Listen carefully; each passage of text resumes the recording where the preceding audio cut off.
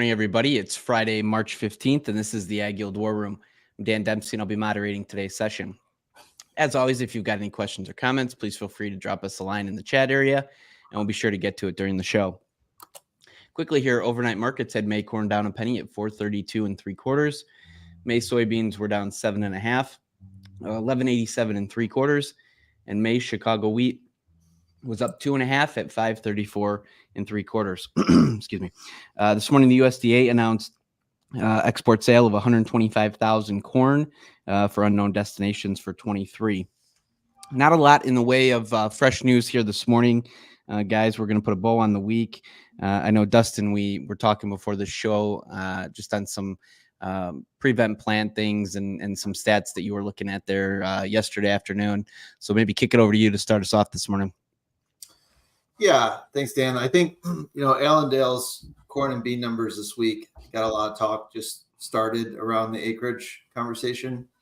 We will have more acreage updates, or their estimates rather, as we get closer to that March 28th date.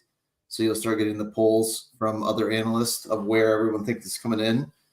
The Feb outlook definitely showed a pretty large transfer of corn acres over to bean acres, the USDA Feb outlook did. And then I think that, as we got into this Allendale poll, which kind of showed the other way, right? And that's also what we're hearing a little bit from, just rumblings from seed companies as well, that the intentions are still going to be heavier corn.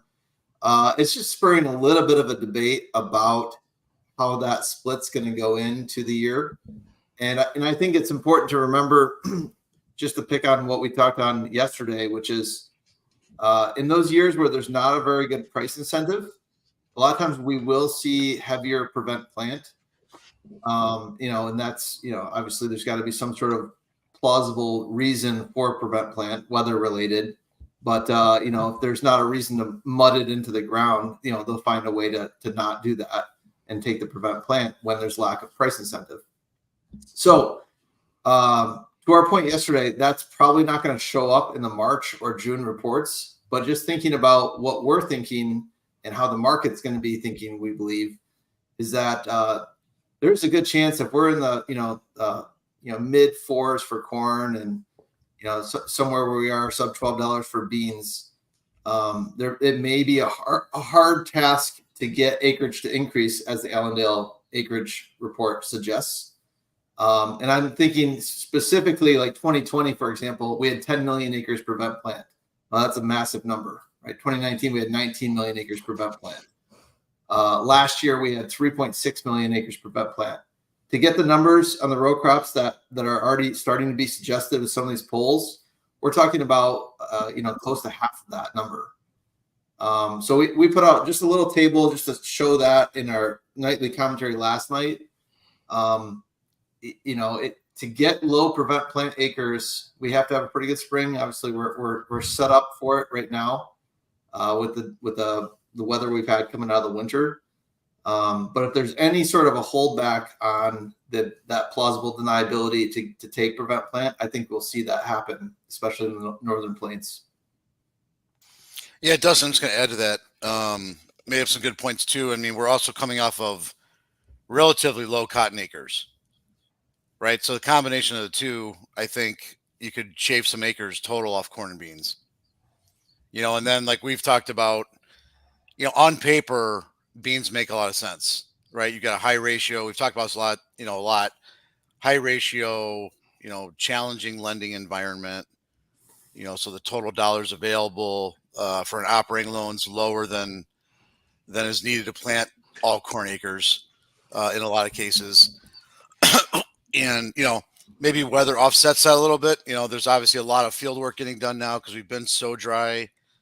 So in the short run, it's kind of a bearish factor that we've been so dry because you can get a lot done.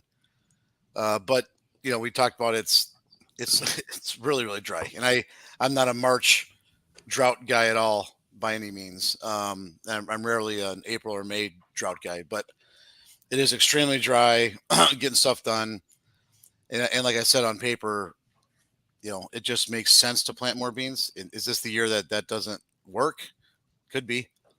but everything that we're seeing and that our experience is that when you have a high ratio, low flat price relative to cost of production, like all the things that we see usually leads to more bean acres. But, there's always a year that, maybe they're right. Maybe there's 93 million corn acres. It wouldn't shock us, like you said, to see 2-3 million less than what the market's kind of the average poll is going into that report. Yes. And, to your point on cotton acres, we, just from 22 to 23, we lost about 3.5 million cotton acres. Right. So there's obviously some room there when you've got cotton at 83 cents. You look at years, just to play devil's advocate to, kind of where I started with this. In 2012, we only had 1.25 million prevent plant acres. Is because it went in really, really easy, right? No problems anywhere.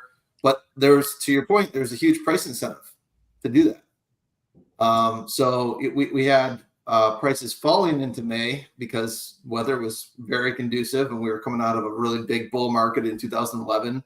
Huge shots of liquidity coming in from 2011 as well for the grower. So there's confidence to go plant a ton of corn acres in 12. And we had, it was, I think the planted acreage number was 97 million in 12. Mm-hmm. A huge number, but obviously that didn't matter because we went into a 100-year drought. The price incentive means so much, I think. And coming out of 2020, I think that was obvious. And then just looking at, even 22 and 23, prevent plant acres can be, fairly volatile when it comes to what we have available to us. So, even in 2019, it was one of the most biblical springs I can remember, and we rallied all the way up to 460. It's kind of funny when you think about it now, but we lost 19 million acres, and I remember how many growers were planting into July because we had that rally. So if the attitude is that we're going to go higher, there's like a bullish sentiment, and there's a price rally, like farmers will try to get it done. And we still lost 19 million acres. I don't know what we would have lost if we didn't have a rally. Because I can't believe some people were planting as late as they were. I've never seen anything like it. And obviously unfortunately we found out a year later from the government that production was much lower than we thought. But point being is that, I think Jason brought this up. If we do get a low number, like the market can always rally to get those acres. Right. So I sure hope, I hope it comes in low and we have to rally corn to get the acres back. That'd be a good problem to have. Yeah. Brady says, get it done. Let's plant. I'm with you, Brady. That's my best friend. What a knucklehead.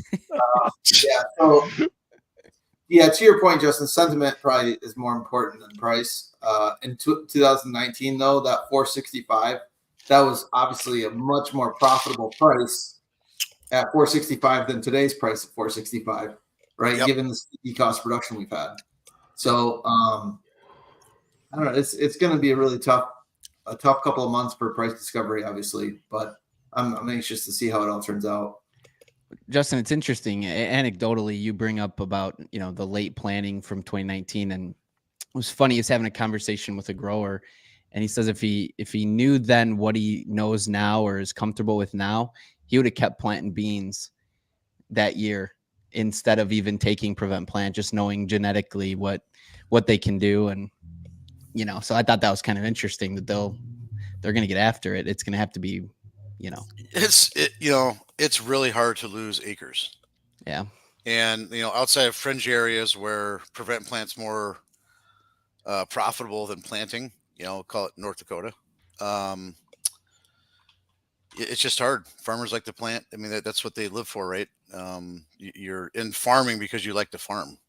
So having a whole year of not farming is not the ideal scenario. So like Dustin said, you just look at the math of it. It's the Northern Plains, right? Where there's probably acres that really should never be an acre, that just tend to go prevent plant and if there's any kind of adverse, conditions. And obviously 19 was a, I don't know, 1 in 100 year type situation. I've never seen anything like it, but Yeah, we're gonna. I think the biggest thing is like, do we lose? Obviously, what the corn and bean acre mix. That's gonna be the most important. And do we lose a couple, 2-3 million acres to cotton and some other, fringe type crops, spring wheat? Just some different things like that. I think we can easily. The problem is if people's cost of production is super high because of cash rent. Do you have to plant corn? Do you feel like you have to try to get 260, 280 bushel corn to cash flow it? And that could be, a situation for some growers too in the heart of the belt, where they feel like they need the bushels, they need they need the potential for 280 bushel corn to make it work. That could be a devil's advocate there on why we don't see a big enough switch. Yeah. Oh, it's definitely going to be interesting. It's crazy to see how much field work's being done in the northern part of Illinois this time of year. It's like mind-boggling to see the start that we're getting off to. Oh yeah, it's funner than looking at a chart. Yeah, right. Oh yeah. Northern Iowa too. I've talked to a lot of growers that are doing some field work. So yeah, dry though. So like what Justin was saying. No, it's good stuff. Ryland, wrapping up on the weekend cattle here. What do you got for us heading into the weekend? Well, a little bit of a reversal. We were down pretty hard yesterday. Just kind of seemed like there was a little bit of panic. The weights jumped about 5 pounds from last week. Dress steer weights were coming in at 919. It's just a product of the weather, I think, at this point, and you're shaking a little bit of confidence out before next Friday's cattle on feed report. So doesn't surprise me to see a little bit of long liquidation here before the end of the week. But also cash is kind of all over the map. There's been report of trade in dress between 294 to 301. So, that's steady to like $7 higher. And the live side of things, it's been pretty light. We've only seen a 187 to 189. So generally 2 to 3 higher. So I think the board made a pretty sharp reaction to a little bit of the data yesterday.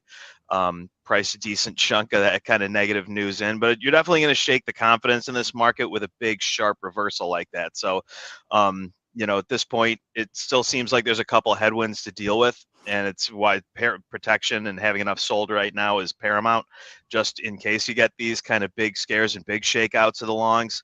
But nonetheless, it just kind of seems like we're kind of finishing off or on a kind of a weak note to finish this week. Yeah, Ron, we haven't talked about it here in a little while, but in terms of like pasture conditions and everything out west, what are we looking at for this time of year right now? It's dry in the west, generally speaking, but the temperatures have been great. We've been about 10 to 20 degrees above normal in some areas in the big feeding regions in the south, Oklahoma, Kansas, Texas. Reportedly, they're very good condition. They had a couple problems maybe earlier in the wintertime, but right now it just seems like you've got great weather that's really conducive to adding these kind of weights, and it's starting to show up on the data. So we got weights that have just exploded. So production levels, are staying relatively firm, even on a slaughter that's still 11,000 head below last week so far. So we're really cutting that back. Packer margins are pretty strained right now, especially paying these higher prices, but they're trying to compensate with that with these lighter kills. So that's a trend that's likely to continue if the prices stay up here on the live side and on the dress side. Very good. Appreciate it. As always, if anybody's got any questions on the livestock side or wants to pick Ryland's brain, don't hesitate to reach out. He's doing it all day, every day. So brings us into, we're coming into the open here shortly, guys, but it is Brian's Fun Fact Friday. And I hate to interrupt, Dan. I want everyone to wish Dan a happy birthday. It is tomorrow. Oh, yes. Yeah, that we were gonna sing to him, but he didn't want that. So, but I just want to make sure everyone knows it's Dan's birthday tomorrow. Happy birthday, Dan. Happy birthday, Dan. Thanks, fellas. All right, Brian. All right. It's top of the morning to you, Donnie. It's Friday, Fun Fact Friday, St. Patrick's Day edition. Oh, boy. But the first parade, it was not in Ireland. It was here in the United States 250 years ago, 1737 in Boston, Massachusetts. here in Chicago, if you guys don't know, we dye the river. It takes 50 pounds of dye to dye the river green. Why they can't dye it blue the rest of the time, we don't know. But it costs about $133 a minute to do that dye job here in Chicago. The funny thing, too, is funny fact, the population of Irish Americans is 7 times the size of Ireland itself. So a lot of Irish contingents here in the States here. And something that Johnny will like to know here, an average of 13 million pints of Guinness will be consumed on St. Paddy's Day. So be careful out there and enjoy the holiday. Yeah, Johnny, put attention to that. So I was going to try to do it in an Irish brogue the whole way, but there's no way. So, it was a strong start, really strong. It was a strong start. But interesting. Right. Be safe out there. We'll give you the win. You're still undefeated, guys. Well done. Coming into the open, we got let's see, May corn's up $0.015, 435.5. May soybeans down 6.5, 1188 3/4 is the last, and May Chicago wheat up 537. We're gonna have NOPA out here at 11. We'll put those results out in our afternoon commentary and probably talk about that a little bit on Monday morning. Hope everybody has a great weekend. We are, as always, going to be streaming live every day. The markets are open at 8:15 Central Standard Time on X, Facebook Live, and YouTube Live. So everybody be safe out there this weekend. Have a great weekend. Happy St. Patrick's Day, and we'll see you next week. Thanks, Dan. Thanks, Dan.